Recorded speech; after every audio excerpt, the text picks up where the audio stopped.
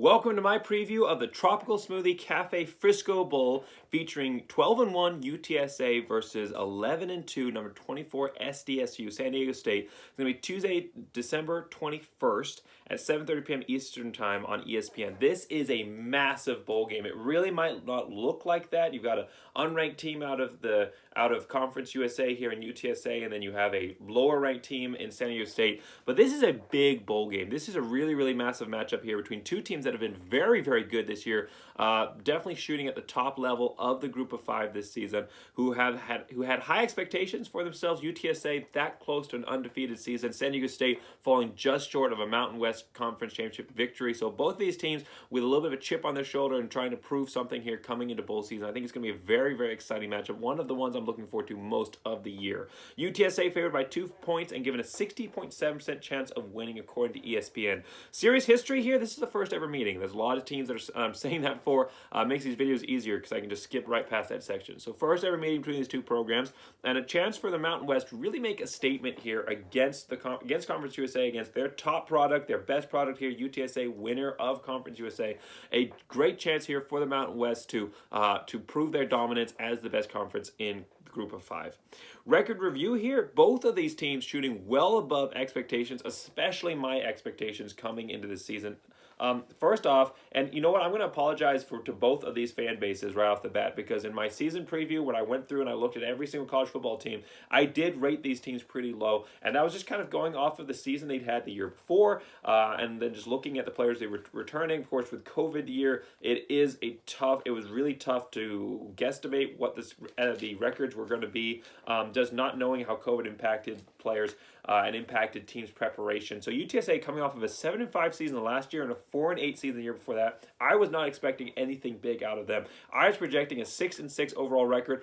Athlon Sports projecting an 8-4, so a little bit better than me, but really neither of us seeing what was going to happen here for UTSA. And a lot of fans, I got into some discussions, some debates with fans on my video talking about UTSA was going to be great this year. And I said, hey, I'd love for them to prove me wrong. And you know what? They definitely did that. So same with San Diego State.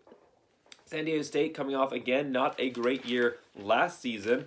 Last season they went 4-4, of course 10-3 the year before that, but I really kind of thought that 4-4 was going to be more reflective of what they were going to be doing this year. Some struggles in the quarterback position or some new faces in the quarterback position as well. A host of new starters. I really thought that they were going to have to go through a little bit of rebuild year, but they proved me wrong as well. So I was projecting a 6-6 record, so 6-6 projected for both these teams, and then Athlon Sports was projecting 7-5. And look, they go 11-2. They beat my Boise State Broncos. They get to the Mountain West Championship game, and now they're sitting here with a top 25 ranking. So incredible finish. I love to see, I'm not going to say I love to see San Diego State succeed necessarily as a Boise State fan. You'll note I didn't put their banner up here. I've been trying to, if I remember, to put the Mountain West banners up here, but I just couldn't bring myself to put a San Diego State banner up, right side up at least in my video.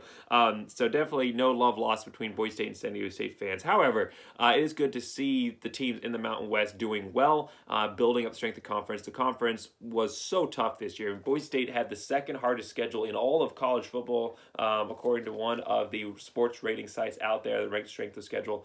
And that was a big part because of how tough the Mountain West was this season. Definitely one of the top group of five, and a lot of sport, a lot of the different, I think it was the Atlantic or something like that, a lot of different sites out there were rating the Mountain West as stronger than some Power 5 conferences. I mean, a lot of people saw the Mountain West is even better than the Pac-12 this year. So definitely speaks to the strength of the Mountain West Conference as a whole. So that's as far as worst losses go. So for UTSA, they only have one loss to look at here, and it was a bad loss. North Texas team that finished bowl eligible, but not a good North Texas team necessarily. Not a great, not a top group of five team for sure. And UTSA had high hopes there, but they went 45 and 23. 45 to 23 was the final score there. And dashed their hopes at a top 25 finish.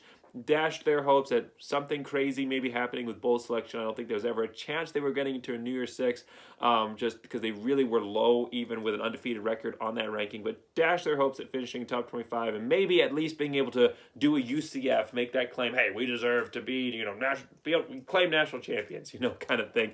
At least having that opportunity, that was dashed away. For San Diego State, and this one's pretty obvious there. It's going to be that Utah State loss, 46-13, a blowout where special teams really struggled, which has been a strength for San Diego State this year. A real blowout, couldn't get their offense going, had no defense. It was crazy. No one expected that. Utah State coming in much more motivated. Almost looked like San Diego State was overlooking Utah State, which you really shouldn't do when you're in the Mountain West Championship game, one of the top championship games, definitely in the group of five, and I think in college football as a whole. So Utah State getting the surprise win there. That was definitely the worst loss for San Diego State. Best win by these teams. The thing with UTSA, they do own wins against Illinois and Memphis, but both of those programs really down seasons this year, especially Illinois.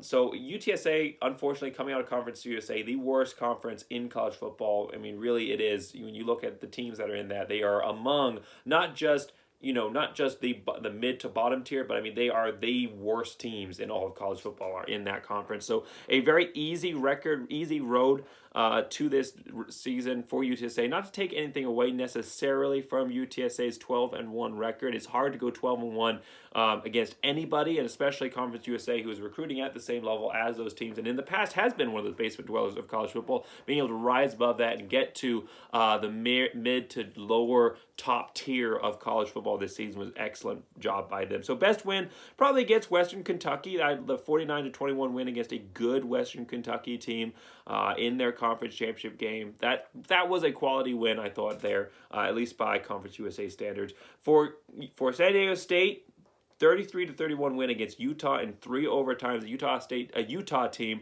that finished 10-3. So maybe they couldn't get it done against Utah State, but they were able to get at least half the state of Utah with a win against the Pac-12 champions Utah. So great win by San Diego State there. As far as top players go for UTSA, it's going to be their running back McCormick. He is really the entire team. 1,479 yards rushing, 15 touchdowns. Versus Western Kentucky, he had 204 yards rushing and 3 touchdowns. For San Diego State, they have won games just through overall great team effort. There's not really anybody that pops on offense. The player that really stands out for San Diego State is their Ray Guy Award winner, the top punter in the nation, Matt Araiza. Araiza is how you say it. Matt Araiza averaged 51.8 yards per punt, had an 86-yard long. I believe that was a record. I believe he broke a record, at least for San Diego State. That might have been a college football record that he broke there as well. His kicking isn't his strength, but he is also their kicker. 17 out of 27, long of 53. But punting is where they get him done. He is a key player for San Diego State. He really is able to, it doesn't matter where San Diego State turns the ball over, even if they're on their side of the 20, they flip the field. And it's so disheartening for defenses coming up against this team that you know that no matter what you do, your offense is going to have a long field to go against them.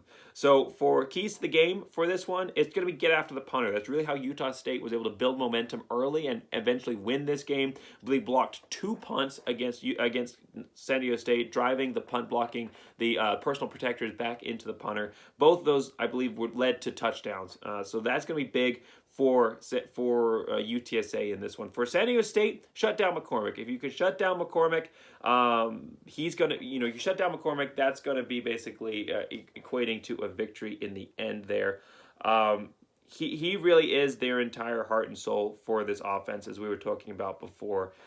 So their loss that he had, in their loss that he had, and I'm losing exactly what statistic I wrote down. I'm sorry, my baby spilled water on my sheet before we went in here. But the main point is, statistics be darned. The main point here is that McCormick is the heart and soul of this offense. UTSA does have a quarterback who's okay. But he doesn't do well when he has to carry the whole show here in Harris. So he really, he is able to bounce off of that running game. The run game draws a lot of attention for defenders against UTSA, and Harris is able to have good games against opponents by going over the top. But against teams where he has to carry the entire show, and that really showed against North Texas, where he has to be the main guy running it, and all focus is going through him. He's not an elite quarterback by any means, and UTSA definitely struggles in this one. So my prediction in this one is that the untested UTSA, they really are untested. They haven't played any quality teams this season. San Diego State is heads and shoulders over anybody that they've played this year. I don't really understand why UTSA is favored by so much or given that 60.7% chance of winning, because I think San Diego State is the much better team. It is the fact of the matter is that between Conference USA and the Mountain West, there is a massive divide between those two conferences. I mean, look at this. The number one winner of Conference USA is playing the second place team out of the Mountain West. That should show you the division between this. I mean, it's not just, there are a couple tiers down. Mountain West is the best conference in all of the Group of Five, especially at least this season. I would say for multiple seasons going back, but at least definitely by universal consent, or universal, not consent, but universal agreement. This season, they're definitely the best. And Conference USA is almost universally. MAC sometimes drops below in some levels, but the Conference USA, at least in my view and most people's view, is one of the worst, if not the worst, conferences in college football. So you're playing at a completely different level.